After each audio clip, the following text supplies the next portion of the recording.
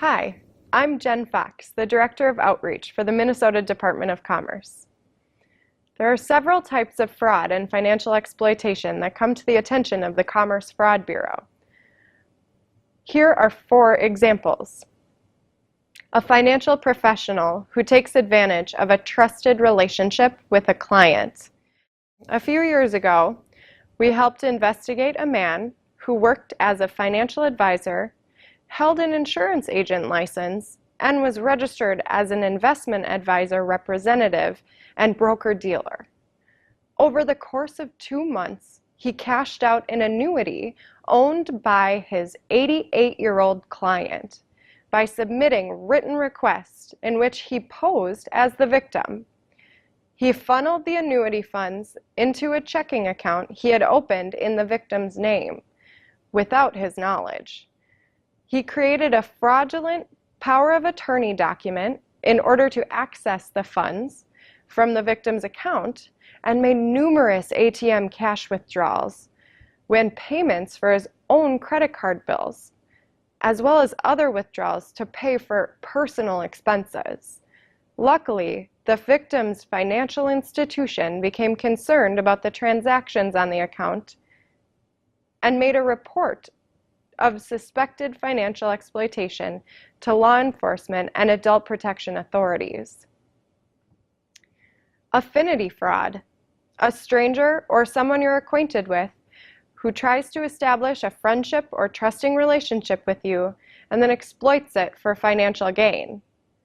The Commerce Fraud Bureau investigated a case where a woman solicited investments of $3,500 to $4,000 that would go to build a farm in Wisconsin. The perpetrator told some of the victims she was going through a divorce and needed money. She also told most of the victims that she had cancer and was dying. She told some that she needed money to pay back taxes on the farm that they were going to build together. Some of the victims were members of a church that she had joined, while other victims were simply acquaintances.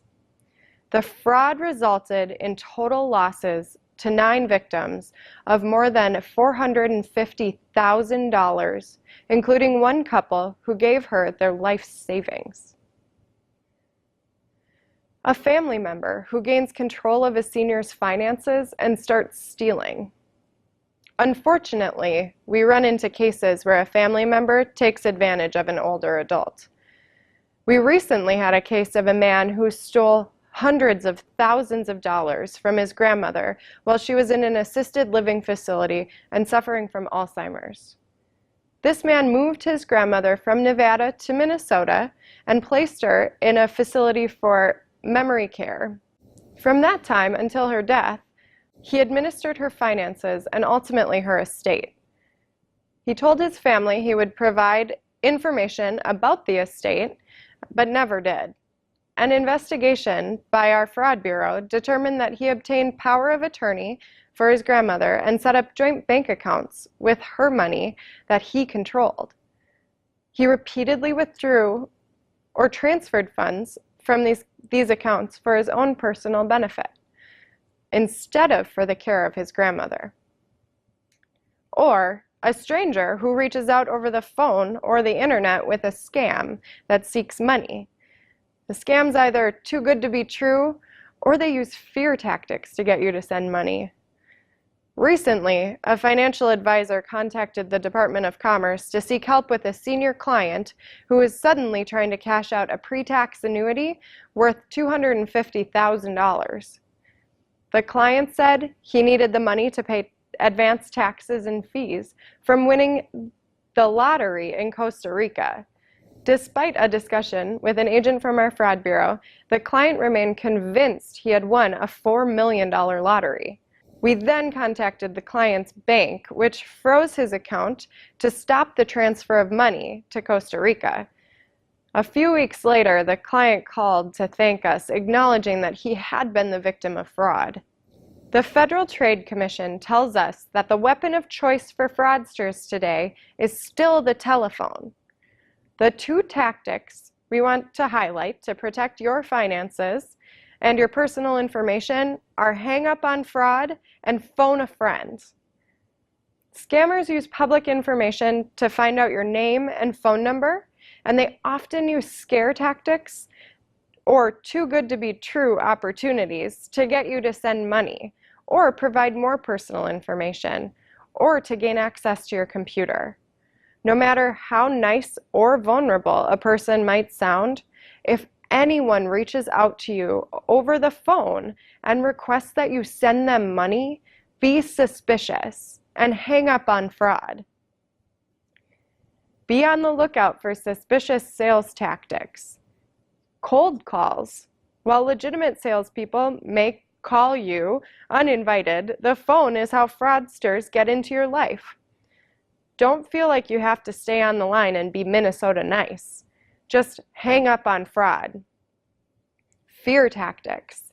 Scammers exploit fear and anxiety to get you to send them money. Don't let fear distract you from making a sound decision. Don't fall for a sales pitch that creates a false sense of urgency. You should always take time to make an informed decision. Avoid investments that have no risk or offer unrealistic returns. If a deal sounds too good to be true, it probably is. Watch this video from Sam the Scammer as an example of a common fraud. Hey, I don't want you to miss out on this great opportunity. I can guarantee you a 13% return and it's tax-free. It's totally legit. 100% very legit. Real low risk, bro. We're talking low risk, high reward, tax-free.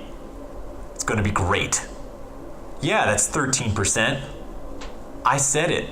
That means it'll happen. Wouldn't you trust a face like this?